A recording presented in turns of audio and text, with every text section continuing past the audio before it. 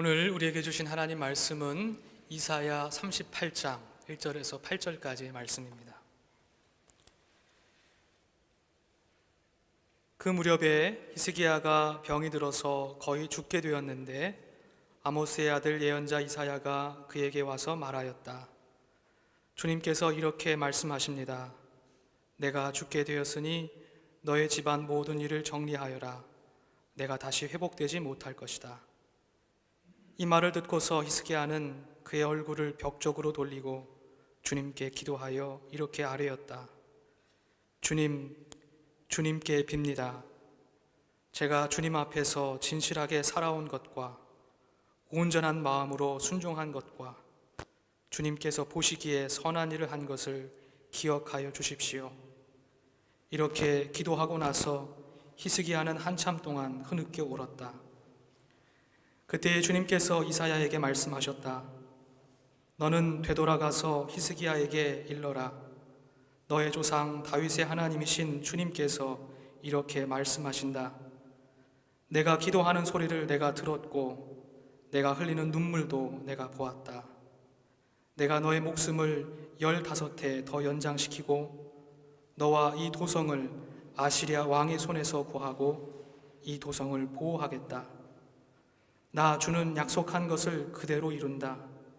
이 증거를 나 주가 너에게 보여주겠다.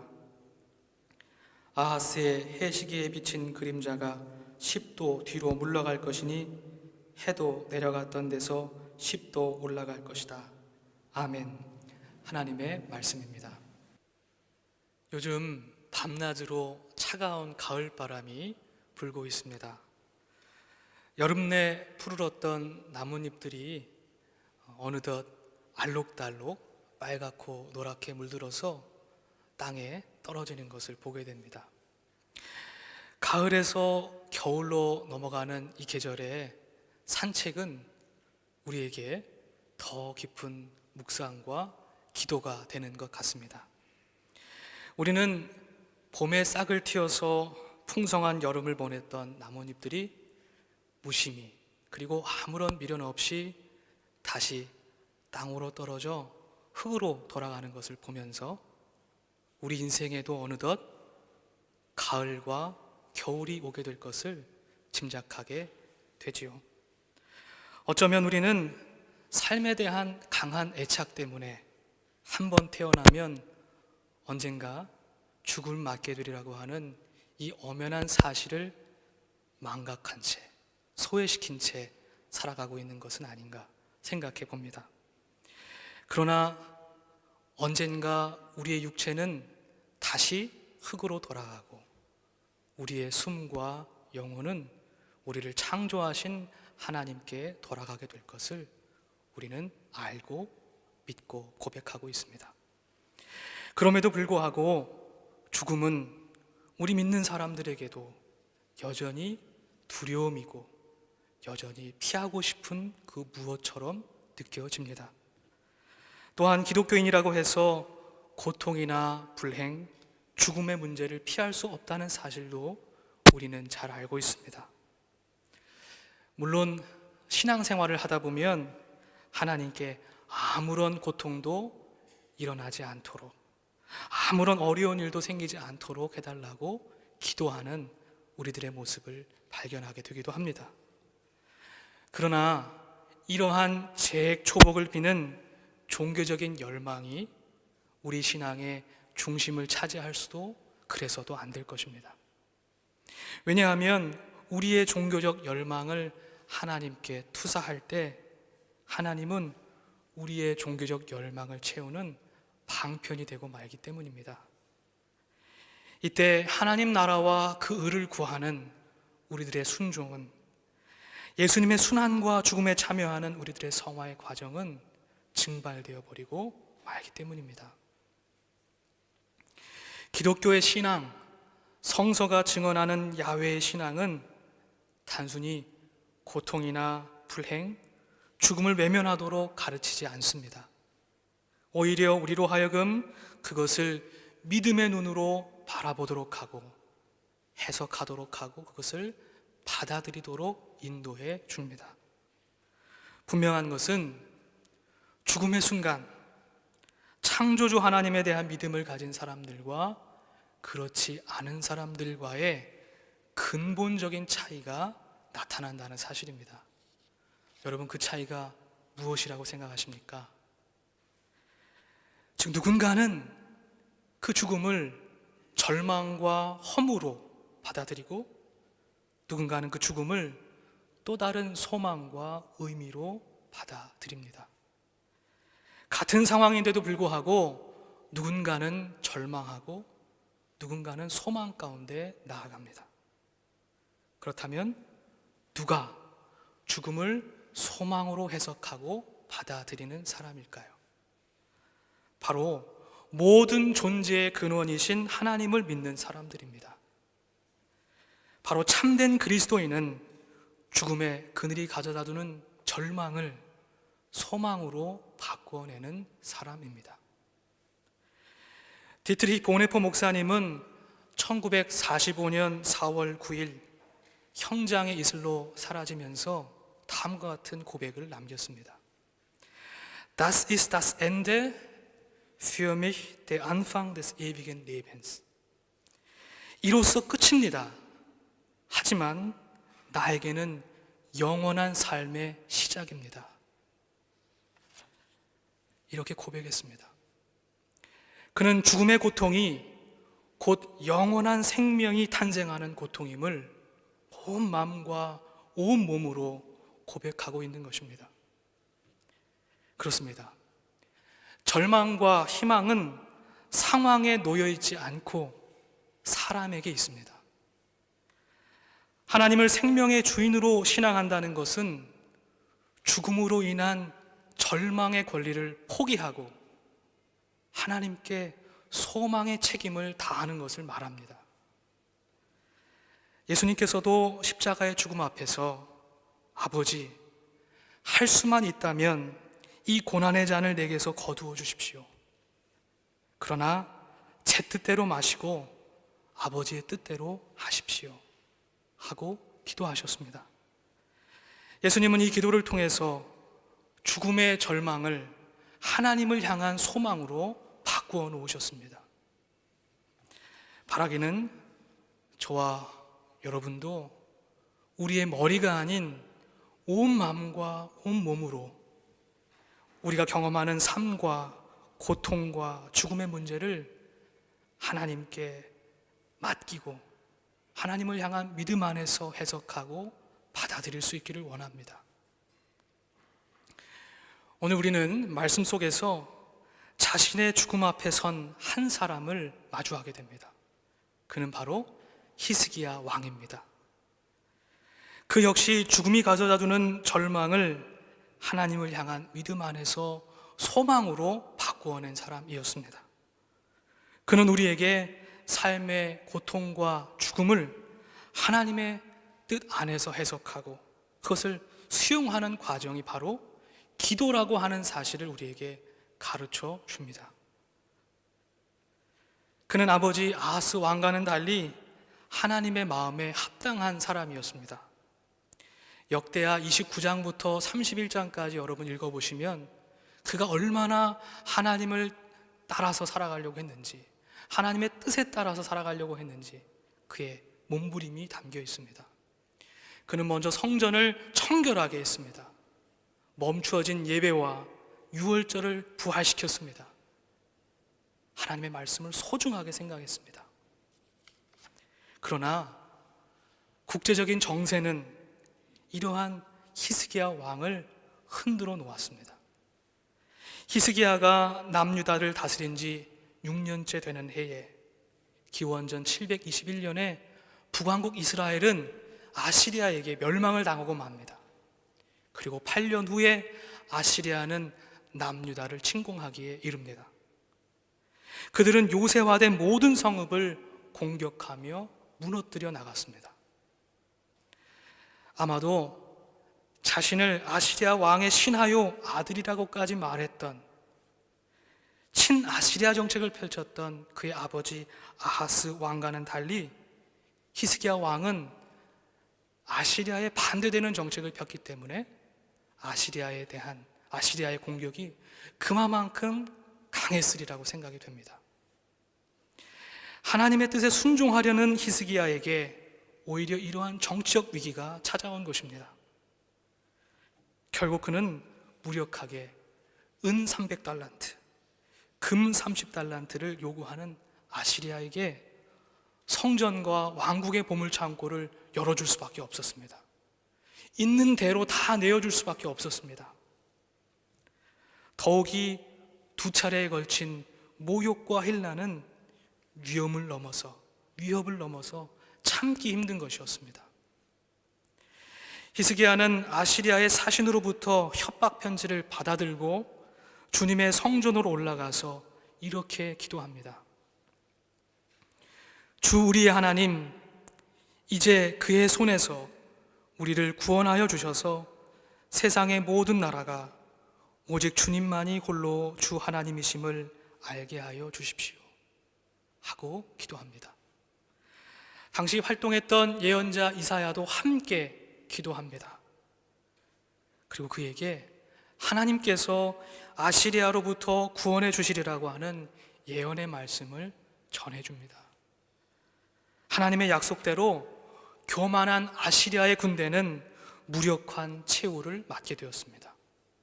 이사야서에는 18만 5천 명의 아시리아의 군인들이 죽게 되었다라고 보도하고 있습니다. 하나님의 천사가 그들을 무찌른 것입니다.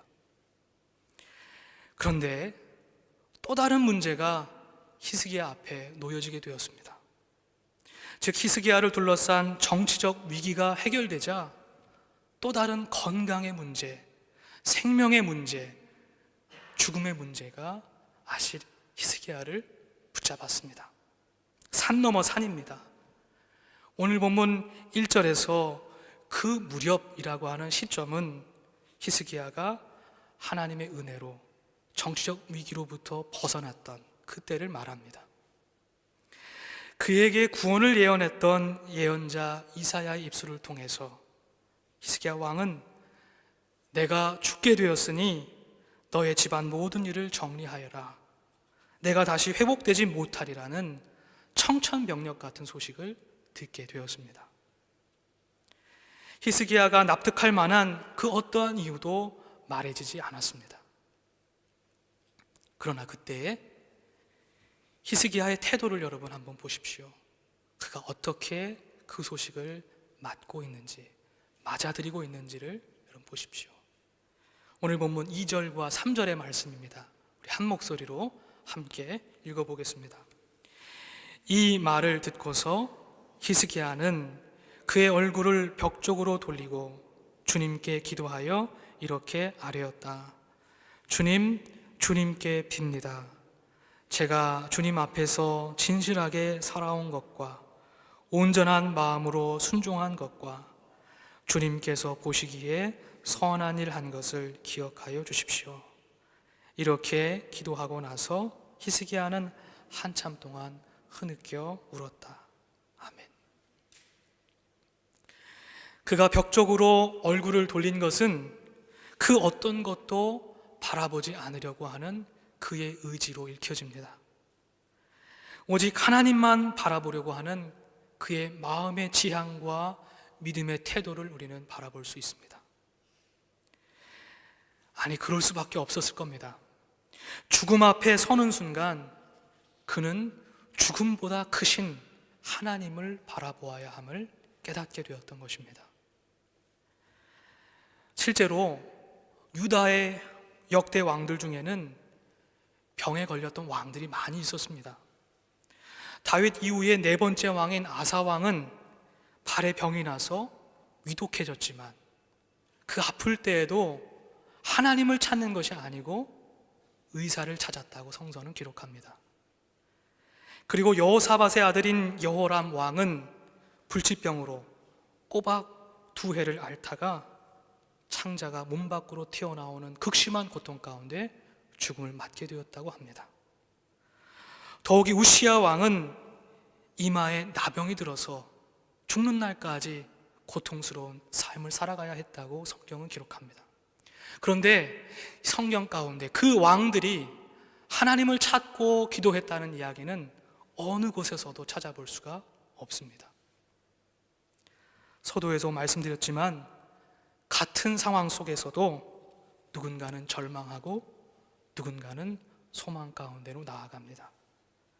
절망과 희망은 상황 속에 있는 것이 아니고 사람 가운데 있습니다. 히스기야 왕은 다른 아사 왕, 여호람 왕, 우시야 왕과는 달랐습니다. 그는 진실한 눈물로 기도했습니다. 그는 하나님 앞에서 지금까지의 자신의 진실한 삶, 온전한 마음으로 순종하며 이루었던 선한 일들을 기억해 주십시오 하고 기도합니다. 간절한 마음으로 눈물로 기도합니다. 오늘 본문 이후에 9절에서 20절까지는 히스기야 왕의 마음이, 간절한 마음이 잘 담겨 있습니다. 우리 모두가 잘 알고 있듯이 히스기야의 기도는 즉각적인 하나님의 응답을 받았습니다. 5절의 말씀해 보니 하나님께서 이사야를 통해서 이렇게 말씀하십니다. 내가 기도하는 소리를 내가 들었고 내가 흘리는 눈물도 내가 보았다. 내가 너의 목숨을 15해 더 연장시키고 너와 이 도성을 아시리아 왕의 손에서 구하고 이 도성을 보호하겠다 하고 하나님께서 약속해 주십니다. 하나님께서 마음을 돌이키신 것입니다. 이렇듯 히스기야는 자신이 경험했던 정치적인 위기와 육체적인 위기, 죽음 앞에서 기도를 통해서 이 모든 문제를 해결해 나가고 있음을 보게 됩니다. 그에게 기도는 자신의 문제와 씨름하는 유일하고 가장 완전한 방법이었습니다. 이것을 우리에게도 그대로 적용해 볼 수 있다고 생각이 됩니다. 우리가 어떠한 삶의 문제에 봉착했을 때, 고통 가운데 있을 때, 죽음 앞에 섰을 때 우리는 마땅히 기도해야만 합니다. 기도할 수 있어야만 합니다. 그 기도를 통해서 이 고통의 문제, 이 삶의 문제 가운데 담겨있는 하나님의 뜻이 무엇인지를 우리는 물어야만 합니다. 하나님, 나에게 왜 이런 고통의 문제를 주십니까? 왜 이런 어려움의 문제를 허락하십니까? 이 안에 담겨있는 하나님의 뜻이 무엇입니까? 하고 기도해야 합니다. 그래서 이 기도를 통해서 절망의 권리를 포기하고 소망의 책임으로 다하는 믿음의 길을 걸어가야겠습니다. 우리는 기도만이 우리를 절망에서 소망으로 인도해 줄 수 있다는 사실을 믿어야만 합니다. 그러나 우리가 여기서 반드시 기억해야 할 것이 있습니다. 그것은 기도가 단순히 우리의 삶의 문제, 고통의 문제, 죽음의 문제를 해결하는 방편이 되어서는 안 된다고 하는 사실입니다. 즉 하나님의 뜻보다 우리의 뜻이 앞설 때 우리의 기도는 그 목적과 방향을 상실하게 됩니다. 스코틀랜드의 신학자 포사에서는 그의 책 영혼의 기도에서 이렇게 말합니다. 기도는 하나님의 결제를 요청하며 상달되는 인간적인 청구서가 아니다. 그것은 무엇인가를 얻으려는 소유지향적 대화가 아니라 하나님의 속마음을 알아가려는 존재지향적 대화이다 라고 말했습니다. 이러한 의미에서 만약 히스기야의 기도와 우리의 기도가 하나님께로부터 거부되었을지라도, 기각된다 할지라도 우리의 기도에 대한 하나님의 침묵과 하나님의 부재를 경험할지라도 우리는 그것조차 하나님의 선하신 뜻임을 믿음으로 받아들일 수 있어야만 하겠습니다. 기도를 통해서 우리의 뜻은 낮추고 하나님의 뜻을 높여야겠습니다. 이것이 온전한 기도일 것입니다. 하나님의 마음에 닿는 것이 기도의 우선이요 본질입니다. 예수님께서 이러한 연유로 이렇게 말씀하십니다. 요한복음 15장 7절의 말씀입니다. 너희가 내 안에 머물러 있고 내 말이 너희 안에 머물러 있으면 너희가 무엇을 구하든지 다 그대로 이루어질 것이다. 아멘. 사랑하는 성도 여러분, 우리의 기도가 하나님의 마음에 이르는 진실한 과정이 되기를 원합니다. 우리의 기도가 우리의 마음과 우리의 뜻을 낮추고 하나님의 마음과 뜻을 높이는 그러한 과정이 되기를 원합니다. 그래서 하나님 안에 머무는 저와 여러분 되기를 원합니다. 사랑하는 성도 여러분, 저와 여러분 모두가 삶의 고통의 문제, 죽음 앞에 섰을 때에 오늘 말씀 속에 서 있는 히스기야 왕처럼 그 어떤 것도 바라보지 않고 하나님 앞에 간절한 마음으로 기도할 수 있는 저와 여러분 되기를 주님의 이름으로 간절히 축복합니다. 다 함께 기도하겠습니다. 우리의 기도를 들으시는 아버지 하나님, 고통과 죽음 앞에서 하나님 아버지께 기도하는 우리의 음성을 들어주옵소서. 연약한 우리의 기도를 말할 수 없는 탄식을 성령으로 도와주옵소서. 기도를 통해서 절망에서 소망으로 나아가는 우리가 되게 해 주옵소서. 성령으로 이끌어 주옵소서. 예수님의 이름으로 기도합니다. 아멘.